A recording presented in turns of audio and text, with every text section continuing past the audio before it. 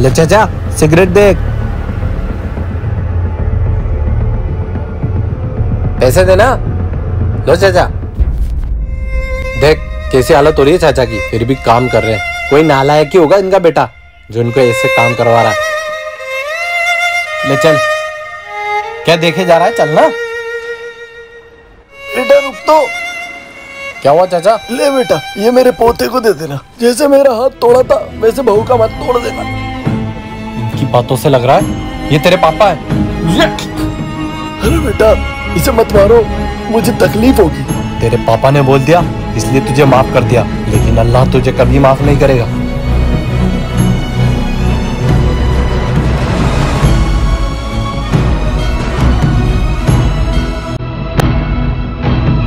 एक माँ की 3 औलादें थी और वो तीनों ही लड़के थे।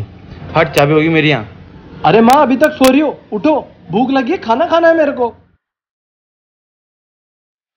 अरे मेरी चाबी ढूंढ दो पहले माँ। ढूंढती हूँ बेटा, ढूंढती हूँ। अरे माँ इसका काम बाद में करना, पहले मुझे खाना बना कर दो, भूख लग रही है। जा खुद ढूंढ ले। अरे माँ मेरे कॉलेज का टाइम हो रहा है, मेरी शर्ट पे प्रेस कर दो पहले।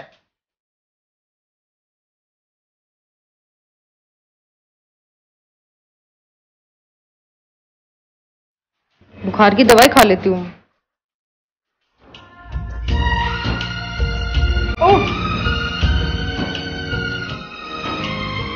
मेरे बच्चों, किसी ने सही कहा, बेटियां सिर्फ रहमत और बरकत ही नहीं होती, बेटियां का रुतबा तो ऐसा है कि 1000 बेटे मिलकर भी माँ की एक बेटी का हक अदा नहीं कर सकते हैं। लोग बेटियों को घर का बोझ समझते हैं, जबकि बेटियों के बिना घर खुद अधूरा होता है। हर घड़ी करे रखवाली, पत्ती पत्ती डाली डाली।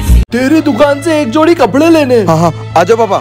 मैं आ रहा हूँ, इसी बहाने तेरे कपड़ों का शोरूम भी देख लूंगा। आ जाओ देख लेना। अरे क्या हो गया?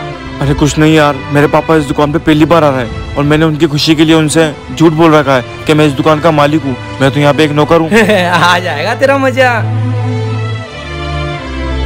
क्या हुआ अंकल, क्या चाहिए, क्या देख रहे हो शोरूम को? मेरे बेटे ने इतना बड़ा शोरूम खोल लिया, इससे बढ़कर क्या चाहिए? अरे अंकल आप फरहान जी के पापा हो ना? अंकल वो हमारे सेठ जी है और वो बहुत ही अच्छे इंसान है। उन्होंने आपको ये कपड़े देने को कहा था, वो क्या है ना अभी पेमेंट लेने गए। मेरे बेटे ने बहुत मेहनत की है शोरूम बनाने के लिए।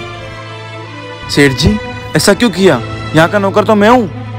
मैंने उनसे झूठ बोल रखा है कि मैं इस शोरूम का मालिक हूँ। अरे क्या करूँ अब? ये सब मैंने तेरे पापा की खुशी के लिए किया और मेरी भी ख्वाहिश थी कि मैं भी अपने पापा को मुझ पे गर्व करता हुआ देख सकूं। लेकिन जब मैंने तरक्की की तब वो इस दुनिया में नहीं रहे और मैं समझ सकता हूँ जब बाप बेटे को तरक्की करते हुए देखता है तो उसे कितनी खुशी होती है।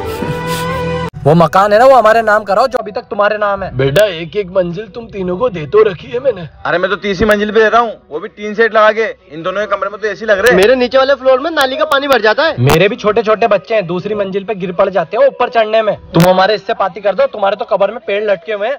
बेटा तू सही कह रहा है, मेरे कब्र में पैर लटके हुए। आज तुम्हारा फैसला कर ही देता हूं। बेटा जिस मकान में तुम रह रहे हो उसके नीचे मेरी जिंदगी भर की कमाई दफन है, उसमें से तुम तीनों हिस्सा कर लेना। तुम तीनों की पूरी परेशानियां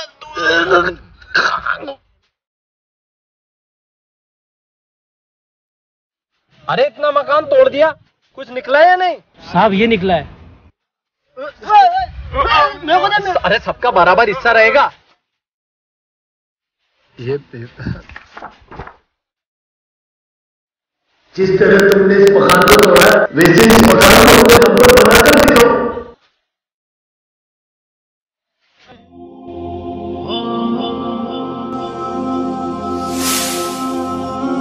बेटा मेरी कब्र पे भी फातिहा पढ़ दो। घर जाकर बोलना मेरे बेटे से, वो भी मेरी कब्र पे फातिहा पढ़े, फूल डाले।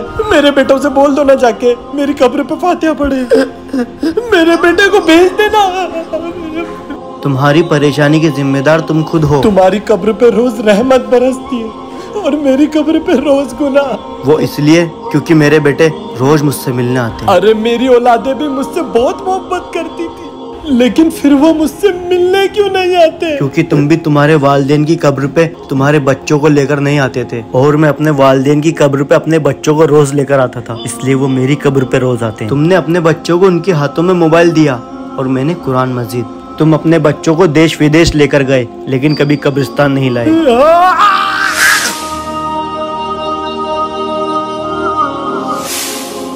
अफजल, अस्सलाम वालेकुम आंटी। अस्सलाम वालेकुम आंटी। वालेकुम अस्सलाम। अरे तुम दोनों, माँ, ये मेरे कॉलेज के दोस्त हैं। आप चाय बना कर लाओ। आओ बेटो।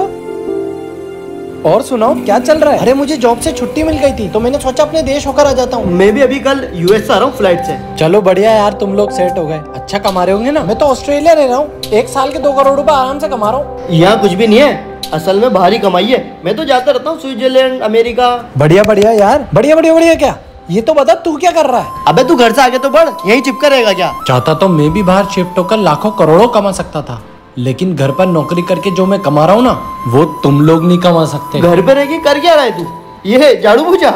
इसी वजह से तो मैं बाहर शिफ्ट नहीं हुआ, क्योंकि मुझे अपनी माँ की खिदमत करनी है। दुनिया में इससे अच्छी जॉब नहीं है। लोग कहते हैं माँ के पैरों में जन्नत होती है, बल्कि माँ के पैरों में नहीं, माँ तो खुद एक जन्नत है, और मैं उस जन्नत की रखवाली करता हूँ।